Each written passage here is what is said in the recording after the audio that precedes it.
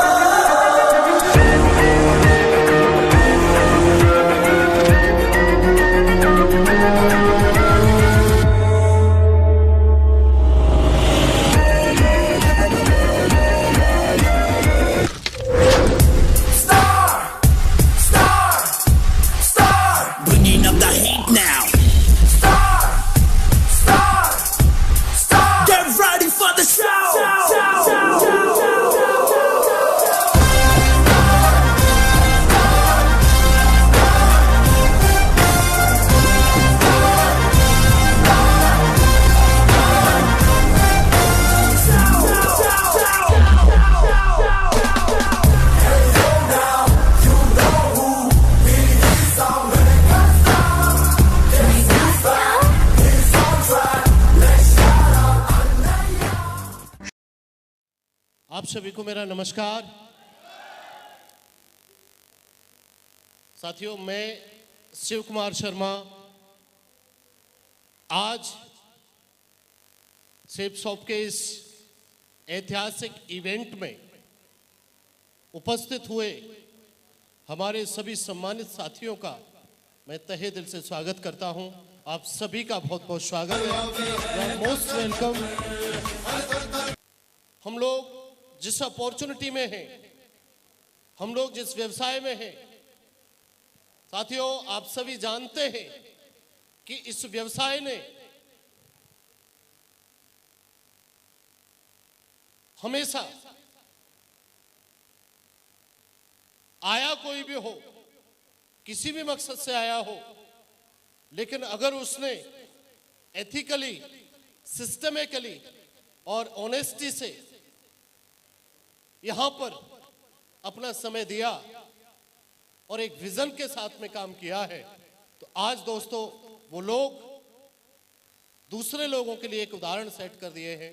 उन लोगों ने दूसरों के लिए एक एग्जाम्पल सेट कर दिया है और आज उसी उद्देश्य की पूर्ति के लिए कि आगे चल करके हम सबको भी अपने नाम का एक उदाहरण पेश करके दिखाना है दुनिया के सामने, हम सब लोग यहाँ पर उपस्थित हुए हैं। कि एक बार एक तालाब के किनारे एक पेड़ था जिस पर बहुत से बंदर और बंदरिया बैठा करते थे। लोग सोच रहे हैं ये तो पुरानी वाली सुना रहे। नहीं, ये स्टोरी आज तक कभी पुरानी हुई नहीं। बंदर बंदरिया तालाब के किनारे पेड़ पर बैठते थे। एक दिन एक समय आया और आकाशवाणी हुई कि जो भी बंदरिया बंदरिया इस तालाब के पानी में कूदेगा, एक समय दे करके इस समय पर कूदेगा, अगर बंदर कूद गया तो बंदर राजकुमार बन जाएगा और बंदरिया कूद जाएगी तो राजकुमारी बन जाएगी।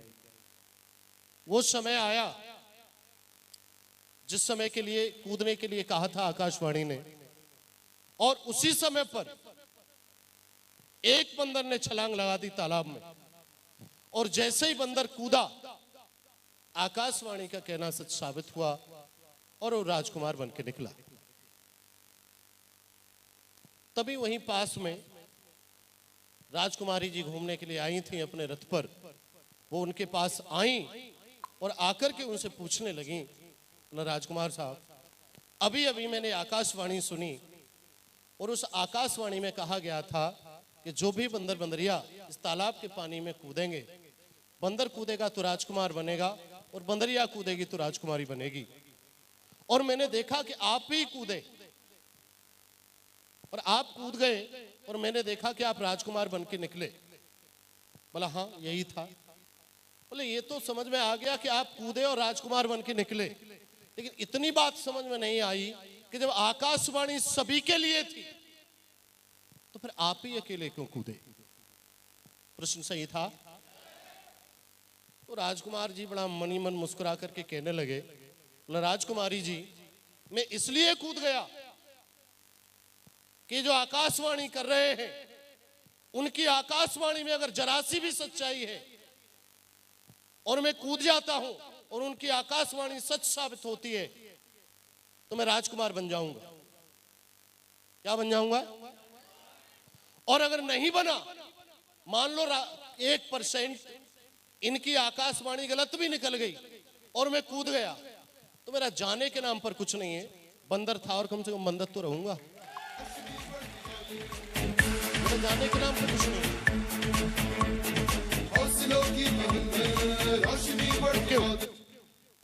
मतलब मेरा कोई लॉस तो होगा नहीं भाई, जो था वो तो रहूंगा मैं। और यही विचार करके साथियों मैंने शुरुआत की।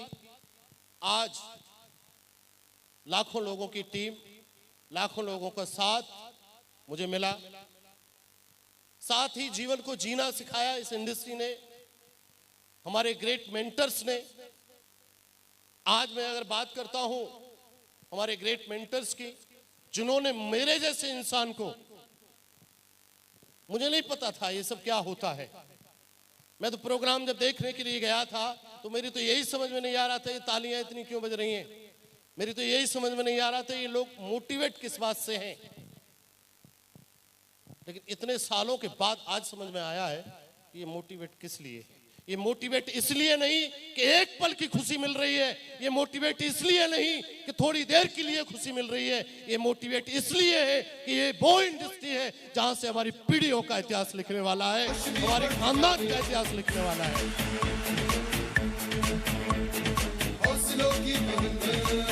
Thank you very much.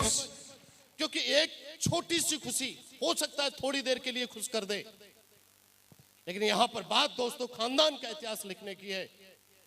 मेरे जैसा शख्स जो एक साधारण किसान परिवार में पैदा हुआ, एक साधारण सी पढ़ाई लिखाई करी, जिसने कभी सपने नहीं देखे थे,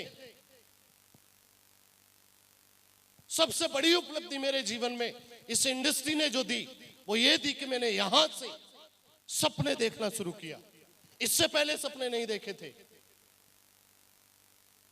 क्योंकि बाहर की दुनिया में तो सपना देखना ही गुनाह है, क्योंकि वहां पर संभव नहीं होते। वहां तो एक ही सपना दिखाया जाता है और एक ही सपना हर व्यक्ति देखता है कि भाई इतना सपना देख लो कि जिंदगी कटती रहे, जिंदगी की दाल रोटी चलती रहे। यस और नो? लेकिन इस इंडस्ट्री में आने के बाद मुझे लगा कि अगर हम जैसे लोग सिर्फ दाल रोटी के लिए जिंदगी जीते रहे तो ये सारे लोग बड़ी बड़ी गाड़ियां, बड़ी बड़ी अच्छी जिंदगी जीते हैं, ये लोग क्या करते होंगे। यहां आकर के बताया कि ये लोग सिर्फ ड्रीमर होते हैं, सपने देखते हैं। और यहां इस इंडस्ट्री ने, हमारे ग्रेट कोच ने, हमारे मेंटर्स ने, हमारे आदर्शों ने, हमारे गुरुओं ने सपने दिखाए। और आज मैं इस मंच से कहता हूं कि मैंने बहुत सारे सपनों को देखा और बहुत सारे सपनों को यहां से पूरा भी किया, इस इंडस्ट्री के माध्यम से और अपने गुरु लोगों के माध्यम से। Thank you very much. चाहे वो बड़ी कार का सपना हो, चाहे वो बड़े घर का सपना हो, या फिर लाखों रुपए महीने कमाने की बात हो, और जो भी छोटी छोटी चाहते होती हैं। क्यों मैं तो देखता था छोटे छोटे सपने थे, अपनी मोटरसाइकिल वाली जिंदगी थी, लेकिन इस इंडस्ट्री में आकर के ही सपना देख पाया कि हम जैसे लोग हवाई जहाज की भी यात्रा कर पाएंगे। क्योंकि एक साधारण जिंदगी में कोई इतना बड़ा कारोबार तो हम कर नहीं सकते थे, जहाजों से भी यात्रा करनी पड़ती, छोटी मोटी नौकरी में भी संभव नहीं था, लेकिन यहां पर सपने पूरे होते दिखे। और दोस्त आज लगातार जब से सिस्टम का साथ मिला, कंपनी का साथ मिला, दमदार कंपनी मिली, और आज मैं डंके की चोट पर कह सकता हूं कि आज हिंदुस्तान की नंबर 1 कंपनी की सेफ शॉप के साथ में मैं काम करता हूं।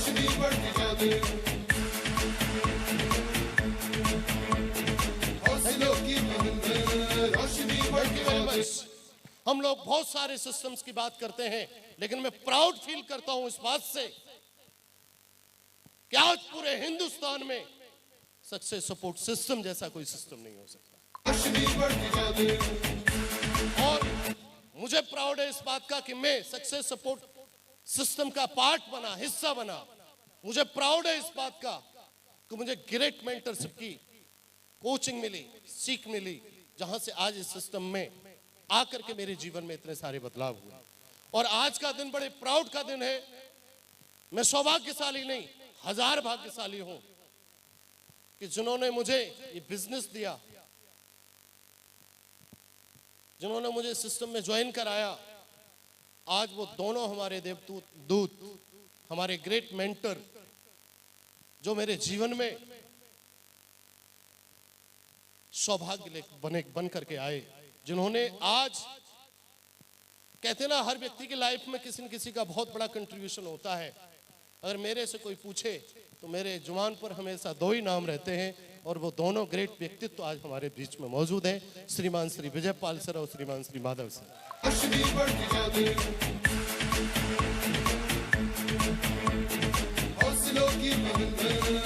Thank you very much.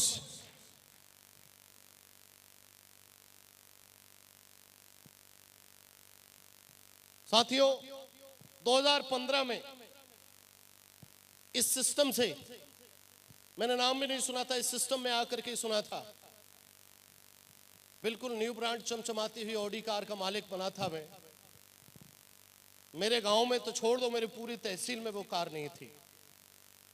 तो लोगों ने मुझसे पूछा, अरे आप लाते तो बढ़िया बोलेरो लेते, टाटा सूमो ले लेते, इतने पैसे खर्च करके लाए तो भी 5 आदमी बैठेंगे।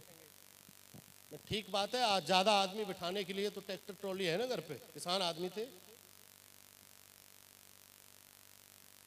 तो मैं एक चीज, वहीं मेरे अंदर खुशी आई और लगा मुझे कि मैं इनकी सोच से बहुत आगे निकल चुका हूं। और thanks my great mentor, thanks my system कि मुझे वो चीज दे दी जो इन लोगों के पास नहीं है, और वो है इतनी बड़ी सोच। कमी कुछ नहीं है, न उनमें न मुझ में, कमी सिर्फ सोच की थी, और वो सिस्टम ने मुझे सोच दिया। सच कुछ चीजों का हमें कमिटमेंट करना है। पहला कमिटमेंट कि हमारी सेल जहां पर भी है, और हम जब भी अपनी डाउनलाइन में सेल लगाएंगे, हम उस सेल को कहीं ना कहीं वेन्यू से जरूर जोड़ेंगे। हम सब इतना कमिटमेंट ले सकते हैं, क्योंकि बड़ी सफलता वेन्यू से ही संभव है। आपको जितने भी लोग सफल नजर आएंगे इस इंडस्ट्री में, वो किसी न किसी वेन्यू का ही प्रोडक्ट है। और जितने असफल नजर आएंगे ये कहते हुए कि हमने भी किया था, होता नहीं है, होता तो बिल्कुल नहीं है, करना पड़ता है, और वो भी वेन्यू और सिस्टम के हिसाब से। तो हमें वेन्यू से अपने आप को जोड़ना है। कौन जाता है वेन्यू पर, किसके पास क्या बहाने हो सकते हैं। मानता हूं चलो एक दिन में नहीं हो सकता, लेकिन अगर धीरे धीरे करेंगे तो एक दिन तो हो सकता है, हाँ या ना। अगर आपने अपनी टीम को वेन्यू से वंचित कर दिया तो समझ लेना आपने अपने एक डायमंड को बर्बाद कर दिया। जो व्यक्ति वेन्यू से नहीं जुड़ा वो अब कभी डायमंड नहीं बनेगा। तो आप अपनी टीम में डायमंड्स चाहते हैं, खुद भी बनना चाहते हैं, आप तय कर लो। जिसको वेन्यू पे जोड़ोगे वो डायमंड बनने की पूरी संभावना है, और जो वेन्यू से नहीं जुड़ेगा न उसकी संभावना आज है, न कल है, और न कभी होगी।